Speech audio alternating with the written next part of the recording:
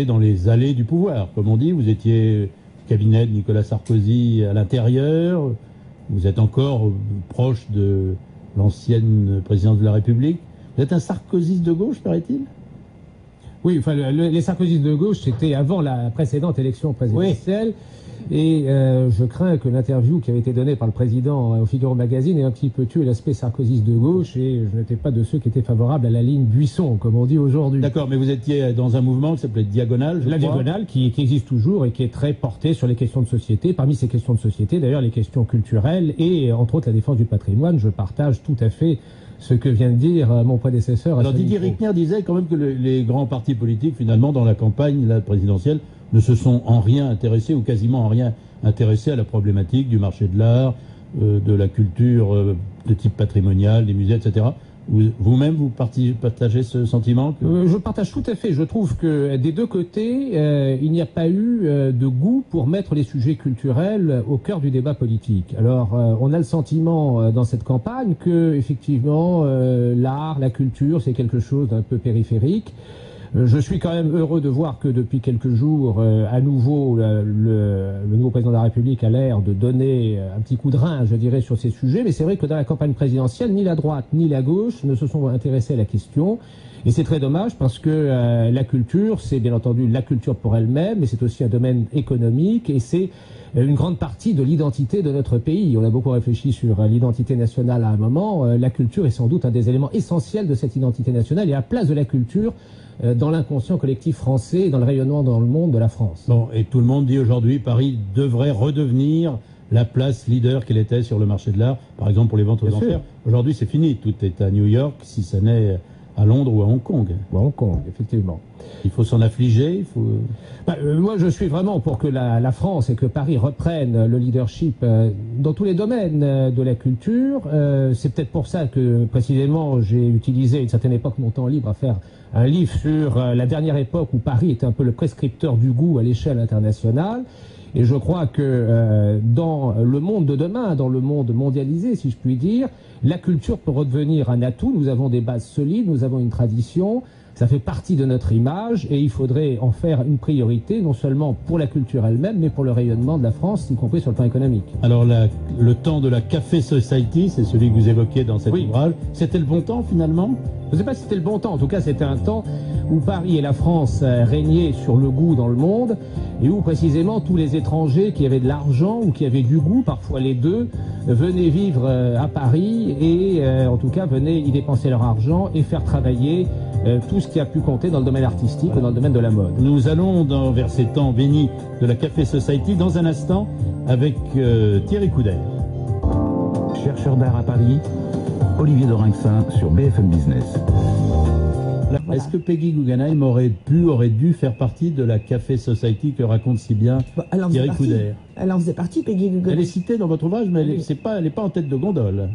Elle n'est pas en tête de gondole, mais effectivement, elle en fait partie. C'est un personnage qui est un peu périphérique de la Café Society, non pas qu'elle soit pas importante, mais parce que elle a deux caractéristiques de la Café Society. D'abord, la Café Society, c'est une époque et un monde où les Américaines riches et cultivées vivent en Europe. Le plus souvent à Paris, et là c'est peut-être le point d'ailleurs discordant de Peggy Guggenheim par rapport à ces Américaines riches. Et deuxièmement, elle a un trait très caractéristique de la Café Society, c'est une époque où les collectionneurs ont des rapports amoureux, voire physiques, très physiques, avec les artistes qu'ils mécènent. C'est le cas de Peggy Guggenheim, c'est le cas en France de Marie-Laure de Noailles, c'est le cas d'Edward James, par exemple, un collectionneur anglais. Ce sont des gens qui choisissent à la fois des artistes et des amants. Elle n'est peut-être pas assez mondaine, finalement. Elle est complètement là-dedans. Elle habitait Paris, elle habitait à l'île Saint-Louis avant de partir à Venise, bien sûr. Oui. Elle était là. Elle est partie de Paris parce que les nazis sont arrivés. Elle est partie avec toute sa collection. Elle a quand même eu les plus grands peintres dans son lit. Oui. Elle en a eu plus de 1000. Elle a quand même sorti Max Ernst des camps de concentration au 1000. Donc elle a fait beaucoup pour la France. Et je crois que la grosse claque, ça a été quand le Louvre lui a dit que ses tableaux ne valaient rien et qu'elle est partie avec tout, avec les artistes, plus les tableaux, et qu'elle les a emmenés aux États-Unis pour leur ouvrir une galerie. Je pense qu'au niveau de l'engagement, je crois qu'on ne peut pas faire plus que Peggy Guggenheim. Qu'est-ce qui vous a fasciné dans cette formidable femme qui... C'est une femme libre. Hein, mangeuse de vie, mangeuse d'hommes. Mangeuse de vie qui aimait le vivant. Je crois que c'est une femme qui doit donner envie. Même les gens qui ne connaissent pas l'art ou qui ont peur de l'art moderne, et je pense qu'on a peur que de ce qu'on ne connaît pas. Quand les gens me disent « Oh là là, l'art, on en a rien à foutre », c'est vraiment en avoir rien à foutre de la vie.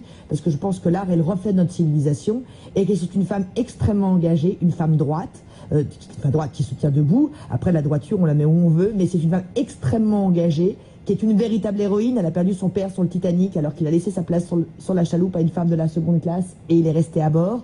C'est une femme engagée, une femme qui a eu une rencontre déterminante, Olivier, laissez-moi terminer, avec Samuel Beckett qui lui a dit d'arrêter d'acheter de l'art de la Renaissance mais de l'acheter de l'art moderne parce que c'était vivant. C'est une femme qui s'est intéressée à l'art de son temps et je trouve que c'est absolument remarquable. Voilà. Quels sont les critères pour appartenir à la Café Society? Il faut être riche, bien né?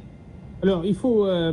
ce n'est pas nuisible, mais il faut surtout être choisi par des gens selon un critère qui n'est pas la naissance, qui était le cas du gratin proustien, mais plutôt le fait d'être intelligent, drôle, cultivé ou d'avoir du goût. Et donc on peut retrouver là-dedans des gens extraordinairement faméliques qui débarquent à Paris, qui se retrouvent effectivement dans le salon de Marie-Laure de Noailles et qui très vite deviennent connus. On peut trouver un certain nombre d'aristos déjantés comme Étienne de Beaumont ou les Noailles. On trouve aussi des Sud-Américains. Ah oui, il y a Porfirio Rubirosa. Alors il y a effectivement Porfirio Rubirosa qui est connu par la taille de sa fortune et son activité. À côté de lui, Strauss-Kahn est un enfant de Marie. Oui, quasiment. Exactement. Mais il y a aussi des Sud-Américains grands collectionneurs, non pas de femmes comme lui, mais d'objets et de mobilier comme Arturo Lopez ou comme Bestegui. Il y a tout un monde qui tourne d'ailleurs autour des Windsor, roi et déchu, si je puis dire, et de la duchesse de Windsor. Oui, mais qui sont à Paris l'incarnation de cette Café Society. En tout cas, qui sont, oui, l'épicentre de cette Café Society. Et puis, au milieu de tout ça, beaucoup de gigolos, de demi-mondaines, et aussi de personnages comme Elsa Maxwell, la fameuse commère américaine, qui, à la fois fait des commentaires dans les journaux américains, mais aussi organise des croisières pour distraire tout ce monde, les uns attirant les autres. C'est un autre temps, quand Rubirosa dit... je ne travaille pas, d'ailleurs je n'ai pas le temps de travailler, c'est quand même un défi à la société contemporaine. C'est sans doute la dernière période où l'argent est considéré pour être dépensé et non pas pour être gagné. C'est le dernier moment où il y a une classe de rentiers et qui va vraiment s'ingénier à dépenser son argent. Et eux, ils ne le mettent pas en Suisse, oui, ça c'est sûr. Ils ne le mettent pas en Suisse, eux, ils veulent se mettre en situation. C'est pour ça que c'est des personnages qui se vivent comme des personnages et qui ont besoin de décors, qui ont besoin d'une cour. Et c'est pour ça qu'ils passent beaucoup de commandes aux artistes, à la haute couture, à la haute joaillerie. Combien dépense un Bestegui quand il organise ce bal de Venise ou après il va quitter Venise d'ailleurs, mais quoi, il dépense une fortune en une soirée? On a une idée de ce que ça... Non, je n'ai pas d'idée de ce que ça a pu coûter, mais justement, Bestegui était un personnage qui, comme souvent sous l'Ancien Régime, aimait l'éphémère. Et donc, peu importe ce que ça pouvait coûter, il va passer des années à meubler le Palais Labia dans lequel il donnera cette fête, et puis, au bout de quelques années, il s'en lassera et il fera organiser une merveilleuse vente aux enchères où il dissipe toute la collection qu'il avait accumulée et il se reporte sur d'autres endroits.